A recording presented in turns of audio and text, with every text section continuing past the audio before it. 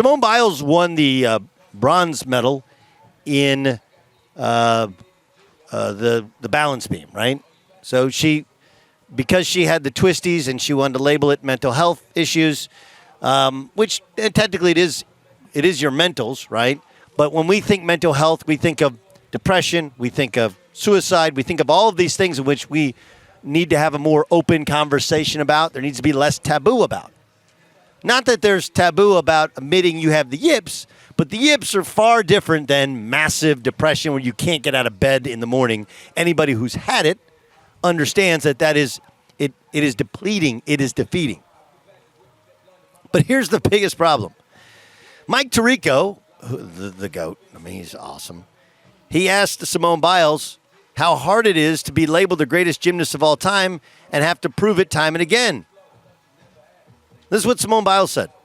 Can you share with us the loneliness of being expected to win and hearing that you're the GOAT all the time, but still having to go out and prove it time after time after time? How hard is that? I feel like it's hard, but it's harder being a female athlete because, everybody prays for your downfall and wants you to mess up and all of that stuff. And I don't think they take in consideration of our mental health because what we do isn't easy or else everybody could do it. But also at the end of the day, we're not just athletes or entertainment. We're human too. And we have emotions and feelings and things that we're working through behind the scenes that we don't tell you guys about. And so I just think it's something that people should be more aware of. Okay. I know Simone's not listening. She's in Tokyo. I'm guessing that she never listens to Fox Sports Radio because we don't talk about gymnastics except when she pulls herself out of the biggest competition at the end of her career.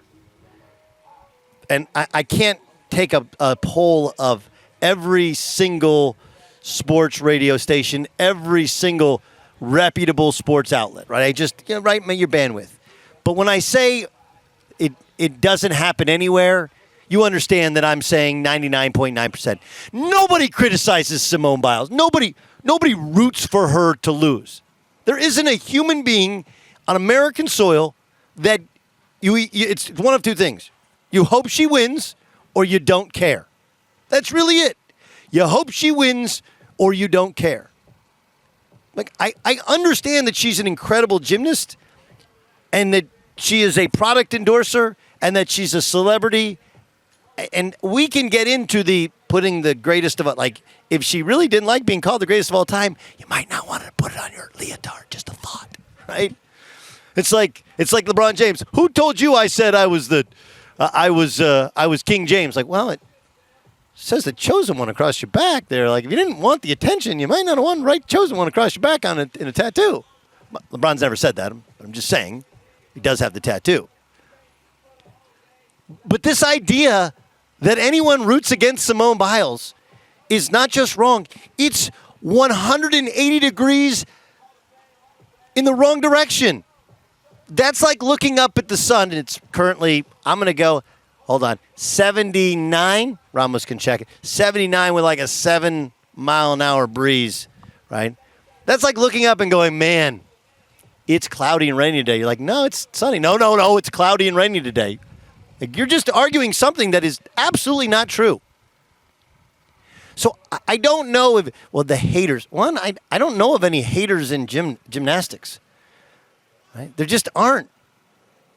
Now, maybe in the small insular world of gymnastics, maybe the Russians, maybe the Chinese, I don't know. But on American soil where she has a fan base, there isn't anybody who's like, I'm anti-Simone Biles. You just can't find anybody. I literally can't find anybody. It's ridiculous. It's honestly maybe the most ridiculous sports take I've ever heard. I mean, Jason McIntyre did say Kawhi Leonard's not a number one option on Undisputed 2 days ago.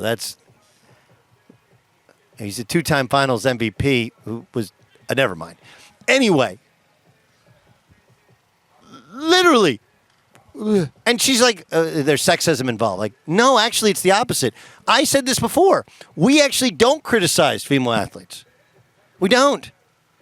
We don't actually criticize Olympians. The fact is that, let me prove my point, okay? How'd she do in the balance beam? She won the bronze medal. Did she win the bronze medal? Or did she lose and get third place? right? How'd the Phoenix Suns do in the NBA Finals? Did they get a silver medal or did they lose? We don't do that in American sports outside of the Olympics where we go like, hey, first loser, you get an award. Second loser, you get an award. Not as good as the first or second loser, the winner or the second, but slightly. Fourth loser, we don't care. We don't do that. She lives in a bubble. She's not a real human being. And so what she believes to be some form of criticism or hatred is so incredibly soft that was honestly my whole point, which is women on many levels want and deserve to be treated as equals. But if we were really equals, if it was really equal, hey, people go like, okay, you competed great. That was awesome. What about the other ones you didn't try on? Or you didn't actually win. You didn't win the bronze medal. You just didn't lose by as much as other people lost by. Does it make sense? I mean, it's comical, but sad at the same time. And I don't know if it's because she's in the bubble, it's because of female athlete, or because she's on her phone, and you look at the comments and Twitter. I don't know what it's about. But this is, honestly, I actually think that's how she feels. But it's because she lives in a world in which she's never been critiqued or criticized ever before, except by her coaches, right? And so the first time that something happens, she thinks the world's out to get her. That, by the way, is the reason you got to eliminate the participation trophies once they get to like 9 or 10. Hey, because at some point, there has to be a winner and a loser. At some point, you have to, and if you want to say we're not losing, we're learning, fine. Got to learn from it. She's obviously never learned from it. This is, I think, the biggest challenge in parenting in this environment. Okay, I have 3 children. Ramos, you can have another one? I don't know. Ramos keeps popping them out. You know, he's going to be, what was that famous actor, the Mighty Quinn guy? He had a kid like at 72 years old. Was Anthony, man, well, come on. You got to know this one. Ramos? Anthony Hopkins? No, not Anthony Hopkins. Sorry. Come on, man. You're my movie guy. I know, but you're my movie guy. I could ask Bayer. Bayer's like, I have no idea what you're talking about.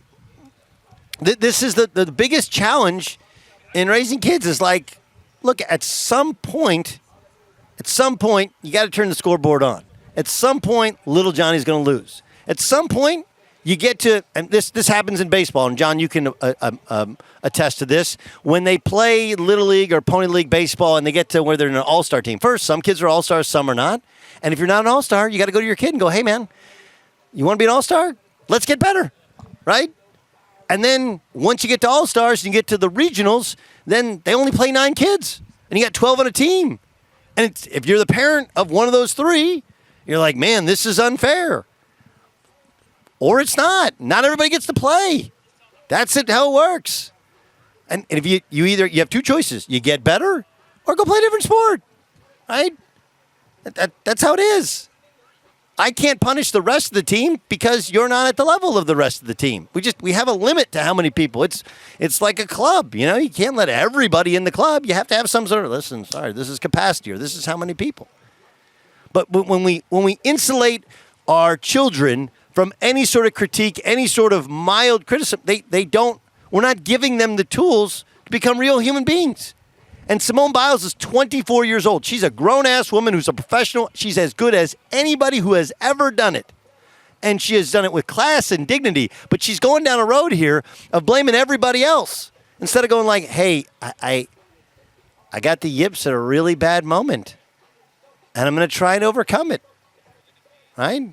And if it was me or you, and I'm her coach, I would try and get her out there. Right? It's like getting thrown off a horse. You get her back out there. But I understand there's some health and safety issues, right? Like, I got a daughter who rides horses and jumps over jumps that are 4 feet high, right? Like, it's a little different, but it's still a fear. Everybody has a fear. It's like a quarterback. People try to tell me that if I draw the parallel to Tom Brady, I'm wrong. Like, no, if Tom Brady holds the ball too long, he could get killed back there. The point is pretty simple. Okay? Nobody's criticizing. Nobody is a hater. Nobody rooted for you to lose. On the other hand, if you tell us all of these things about us which are patently false, now all of a sudden people are going to get defensive and you will create some enemies.